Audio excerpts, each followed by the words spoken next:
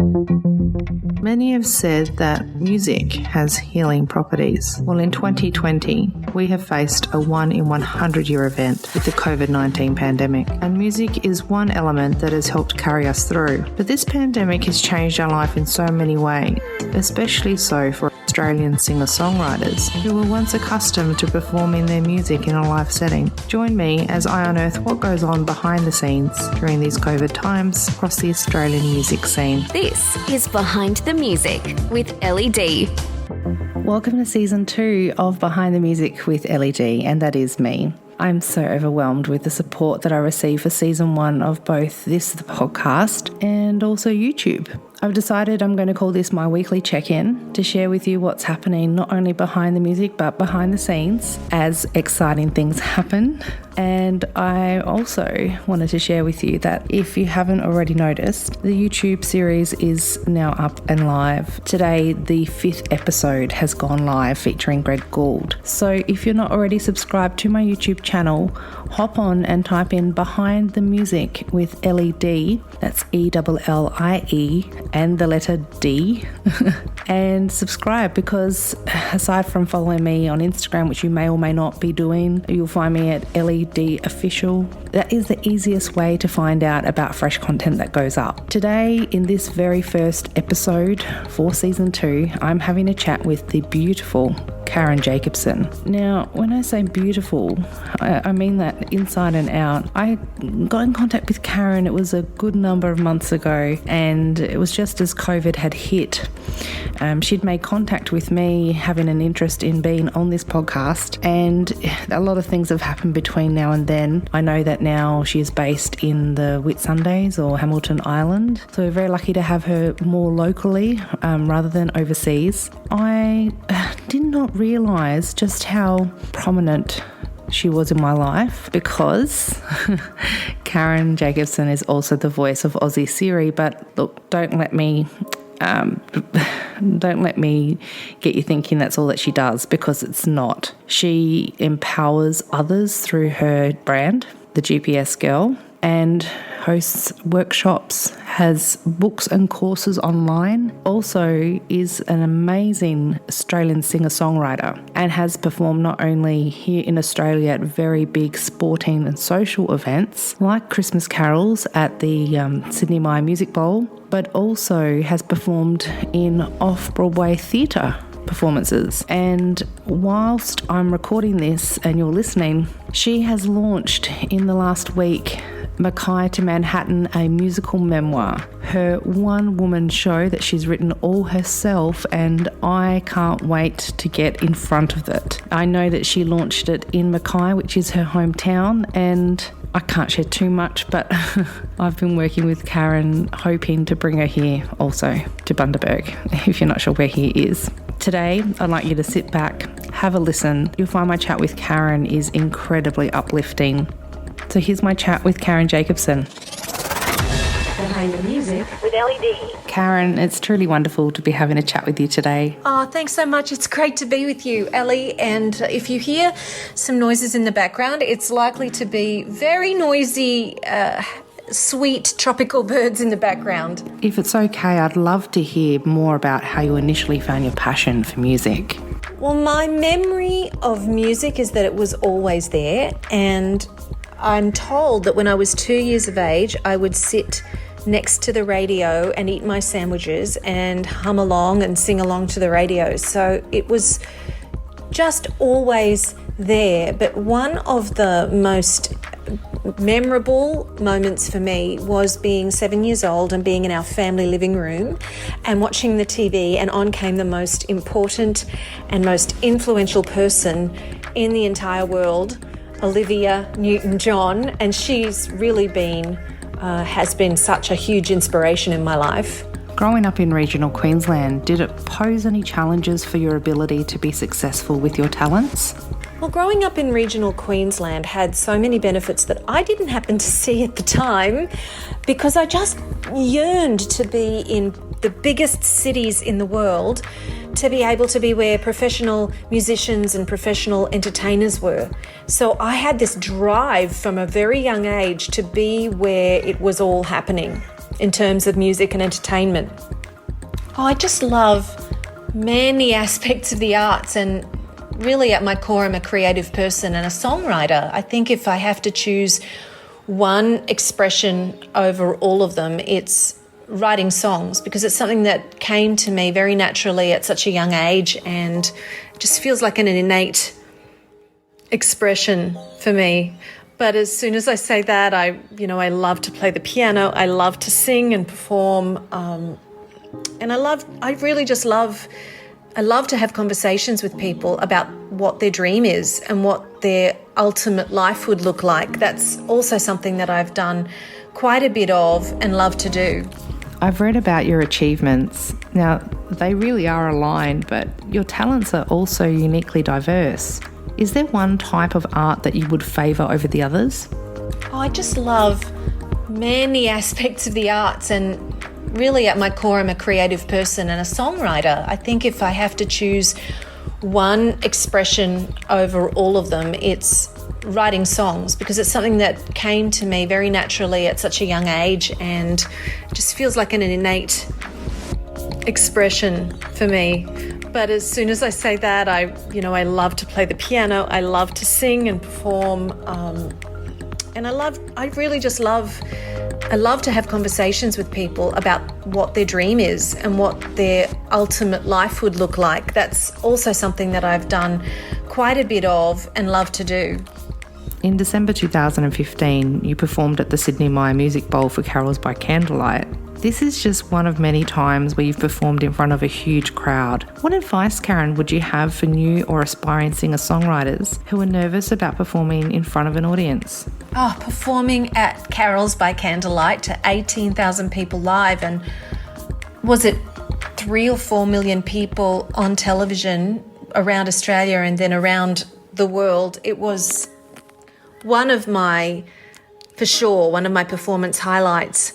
But what advice would I give? When I first started out, and for a very long time, I had chronic anxiety, and I would be super, super nervous, like very bad pains in the stomach kind of nervous. And a few years ago, I had this, really it was a revelation, where I realized that if I was nervous like that, then my focus was actually in the wrong place. My focus was on myself. And when I took the focus away from myself and I put the focus on the audience, the people who would be listening, and getting my perspective shifted so that I was focused on being able to deliver my best to give an amazing experience to the people who were there. That really changed things and helped me. And when I go into a high stakes performance like that, like the Carols by Candlelight, or I've sung the national anthem at very, very big events in stadiums, I think I go in, there's a zone of just tuning into the energy in the space and the electric excitement of the fans, and that they're there, they've all come together to support their teams, to watch that sport. And there's something about that in some ways it takes the pressure off, because they're not there to only see the person singing the national anthem. They're there to enjoy their community and to experience that sport and it's the game. So yeah, I think that they would be the two things, to take my focus off myself and put my focus on the people they're listening, and ensuring that they have the full experience of what I'm there to perform or deliver, and also then to tune into the incredible energy, that's there in the stadium. Having relocated to New York some time ago, well, many years ago I should say, how is the Australian music scene perceived overseas? Well, the Australian music scene has, it just blossomed so incredibly in recent years. And I was just reading some information about how many artists from Australia are having such excellent response internationally. And the Australian music scene, well, it's not just an occasional artist who pops through or breaks through, it's consistent. So the Australian music scene, I think from the American perspective, is just seen as really thriving and relevant and current is how I think it's seen. Your music is featured on TV shows such as Dawson's Creek and Passions, just to name a few. How do you feel knowing your talents were being recognised in a broader sense? By the way, I was a huge fan of Passions. Oh, you are a Passions fan? It was so exciting to have my song play during a pivotal wedding scene at the altar all those years ago. Gosh, how does it feel knowing that my songs are being heard in that broad sense? Oh, it's just really the fulfillment of my childhood dream, really. It was always my dream that my songs and my voice, my singing voice, be heard widely and be able to impact people and to entertain and help people feel and to heal. So to have my songs on those television shows and heard widely like that is really incredibly fulfilling and satisfying. Now let's talk about opportunities, because you've had so many, and one of those has been voicing Aussie Siri. Could you share how that opportunity came about? Well, I moved to New York City in the year 2000, and I moved there for music, for singing and songwriting, and I became a part of that scene in New York City. And a while after I'd moved there, someone reached out to me, and they had a client looking for a native Australian female voiceover artist living in the northeast of the United States. And I read that brief and I thought, oh, that's a description of me. And I went to the audition. I got the job. I'd done a lot of voiceover work previously when I lived in Australia. And I recorded for 50 hours over a 3-week period. And they only wanted me to record a maximum of 4 hours a day, so my voice did not sound tired or fatigued in any way. So I recorded this massive voice system, and at the end of that time, I went back to my life in New York City as a singer and songwriter. And it was, I had no idea that would become a system that would end up in over 1 billion GPS and smartphone devices and cruise ships and elevators and software applications around the world telling people where to go and what to do. And it led to the creation of my empowerment brand, the GPS Girl. I made this connection between directions in the car and directions in life, and ultimately created this principle of recalculating in life, letting go of what did or didn't happen on a daily basis. So all of that, and my career as a motivational speaker and writing 2 books, and none of that was expected. All of that was completely a surprise that came out of that, or that voice system. But I really believe in listening when you know, and I like to say when you listen to your inner GPS, that if something comes to mind, and it comes to mind frequently, and it's almost like a little tap on the shoulder or a knock on the door, and you know it's there, but it doesn't seem to make sense. Like, I wasn't sure how a brand made sense with a singing and songwriting career. But ultimately I zoomed out and I saw the satellite view, and I realized that I had a message to share in addition to the music I was creating and sharing with the world. So I would just say that it's really important to pay attention, and sometimes opportunity comes from somewhere so unexpected, and you just think, oh, that doesn't make any sense. But if it resonates with you, if it feels like the kind of thing that you need to explore more, I just say go ahead and do that. Karen, are there any plans in the making that you could share with me? Oh, plans I'm making. Well, I'm a big planner. So going through this period of time with the pandemic crisis has been extra tough from the perspective of not being able to plan. We're all in such uncertainty. But I recently wrote a one-woman show, my musical memoir, which is called Mackay to Manhattan, and it's a part concert, part motivational show that shares my story through my songs that I've written from the age of 7 all the way through to present day. And I did get to preview that show with 2 performances in California before the pandemic took hold. And the premiere for that show is likely to actually be in regional Queensland coming soon. So I'm very excited about sharing that story and my story and sharing that show. And I have quite a few exciting plans around that. So yeah, that would be one project that I'm thrilled to share with you. And the other one is that I also recently created a membership platform on a site called Patreon, Patreon, and Patreon is amazing. Over 100,000 creatives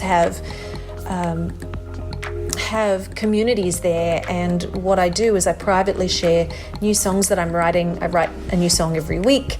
I am sharing the behind the scenes of creating those songs and creating different shows and projects that I've been writing, and it's been a really nourishing experience to connect with people interested in creativity and interested in connecting in that deeper way. Thank you so much for your time today. I know that my listeners will have found our chat super enjoyable. How can we best connect with you online? Oh, I totally love it when people reach out to me, and I'm very easy to find. My website is thegpsgirl.com, and I'm on Insta and Facebook and Twitter at Real Karen J, RealKaren letter J. Actually, Facebook's Real Karen Jacobson with an SEN. And totally love to connect and hear from people. And there's also the Patreon site, patreon.com/Karen Jacobson. Thank you for having me. And can I have the last word? You have reached your destination.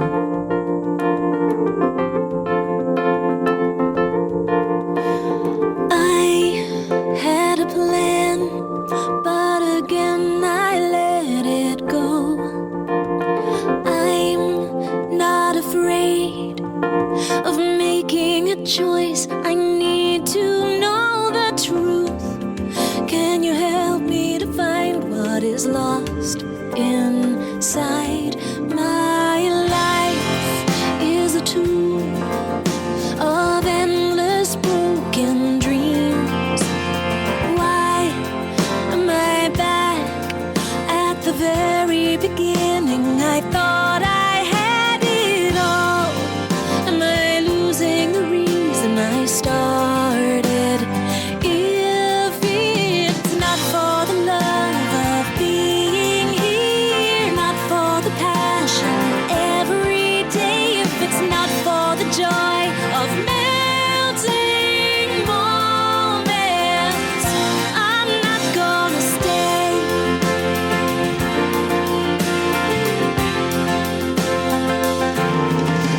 Would you stop with the talk? There are many simple ways, but somehow, despite all the obvious roads, I have managed to wind up in some peculiar maze of thoughts leading me somewhere silent. If it's not for the love of being here, not for the passion every day, if it's not for the joy of melting moments, I'm not gonna stay. Gotta get my head around being so badly let down. Oh, when will I see the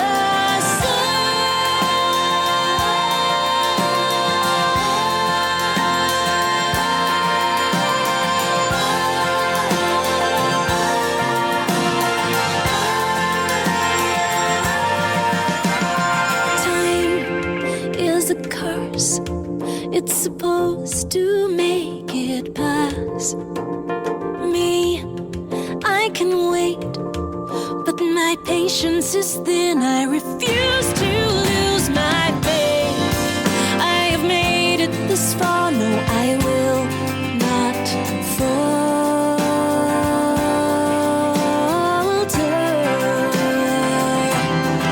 If it's not for the love of being here, not for the passion every day, if it's not for the joy of missing moments, I'm not gonna stay. I'm not gonna